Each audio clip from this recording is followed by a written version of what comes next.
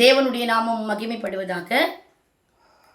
என்னுடைய சொந்தங்கள் அனைவருக்கும் இயேசு கிறிஸ்துவனுடைய உயிர்த்தெழுதல் திருநாள் வாழ்த்துக்களை ஸ்தோத்திரங்களையும் நான் ஏறெடுத்துக் கொள்கிறேன்.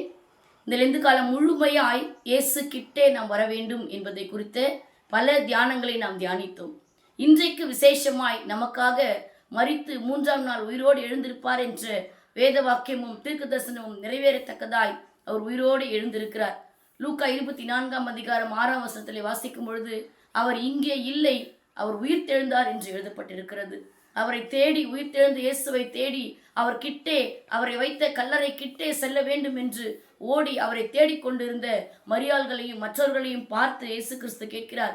யோவான் 20ஆவது அதிகாரத்தில் 15ஆவது வசனம், இயேசு அவளை பார்த்து, ஸ்திரியே, ஏன் அழுகிறாய்? யாரை தேடுகிறாய்? இந்த நாளில் கூட இந்த உலக பிரகாரமாய் நாம் யார்கிட்டையும் ஓடாமல் நமக்காக மரித்து உயிர்த்தெழுந்த இயேசு கிட்ட ஓடி வரும்பொழுது நம்மை அவர் விசாரிக்கிறவராய் இருக்கிறபடினாலே, ஏன் அழுகிறாய்? யாரை தேடுகிறாய் என்றும், நாம் யாரை தேடி எதற்காக இயேசு கிட்ட வருகிறோம் என்றால், நம்முடைய வாழ்க்கையில காணப்படுகிற அந்த பெரிய கல்லை யார் தள்ளுவார், யார் புரட்டுவார் என்று நாம் பயந்து கொண்டிருக்கும் பொழுது, நமக்காக உயிர்த்தெழுந்த இயேசு கிறிஸ்து அவர் உயிர்த்தெழுந்திருக்கும் பொழுது நமக்கு முன்பாய் காணப்படுகிற பெரிய கல்லை புரட்டி தள்ளுகிறவராய் எடுத்து போட்டிருக்க கண்டார்கள் என்று ஒரு பகுதியிலே வாசிக்கிறோம்.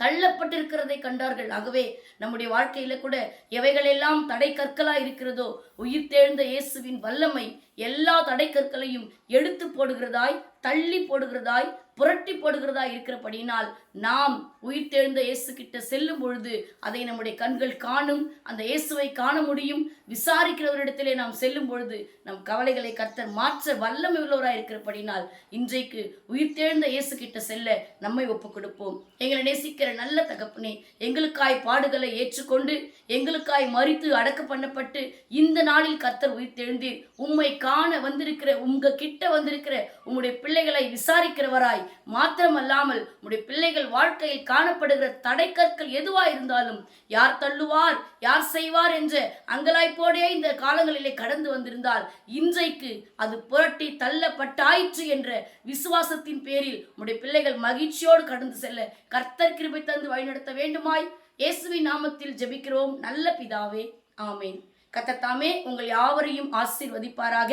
தொடர்ந்து இயேசு கிட்ட இருப்போம், இயேசுவோடு இருப்போம். கர்த்தர் நம்மை வழிநடத்த வல்லவராயிருக்கிறார். ஆமேன்.